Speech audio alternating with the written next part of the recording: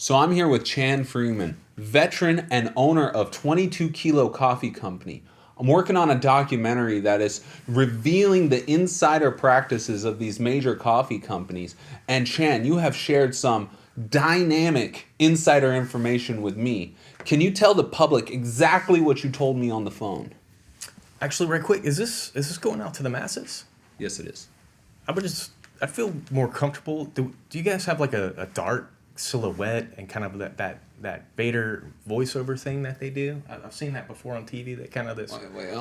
It's like a deep voiceover thing. You're telling me you want us to conceal your identity? That's right. I think we can do that. Josh, fix it in post. Hello, everyone. We're here with Theo of Pablo's & Sons Coffee Laboratory, and he's going to explain to us some of the practices within the coffee companies. You've been working with the coffee companies for about 5 years? That's right. I worked in the coffee companies for 5 years, and over that time, I was able to learn some of the practices that were going into growing and shipping the coffee beans. And the biggest concern that I noticed that the majority or the public should know is a mycotoxin that's found on the coffee bean called ochratoxin.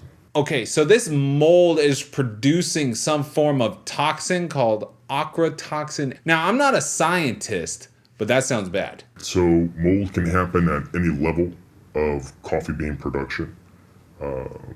And that's why it's best if the coffee itself is grown at a higher altitude. So that minimizes the effect of the ochratoxin. But also too in the shipping, a lot of these major coffee companies are shipping their coffee by freight on ships. So this coffee sits for 3 weeks, 2 months, and as a result of that additional moisture can also develop this mycotoxin. So you're telling me, okay, let me get this straight.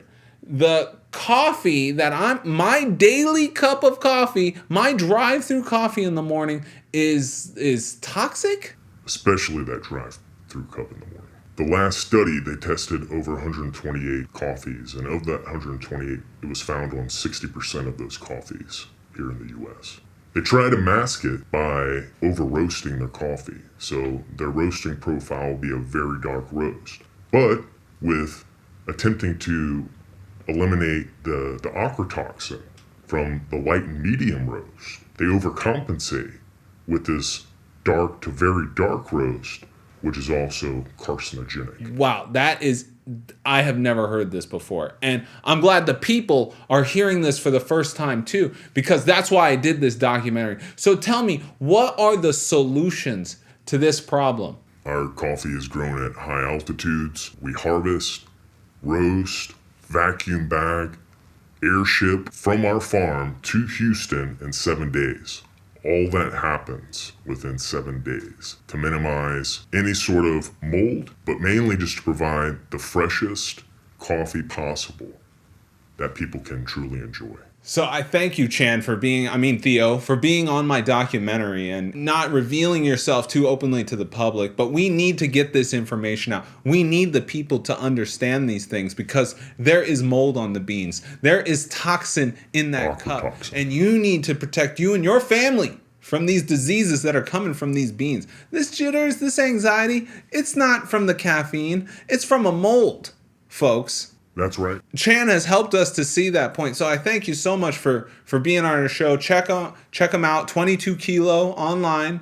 You can find Chan Freeman there, and he'll help you get a nice cup of coffee that is going to help you not go to sleep, not be poisoned, but truly enjoy a fine cup of coffee. Thank you, Chan. Anytime. Don't ever go back to that old bean, you know what I mean?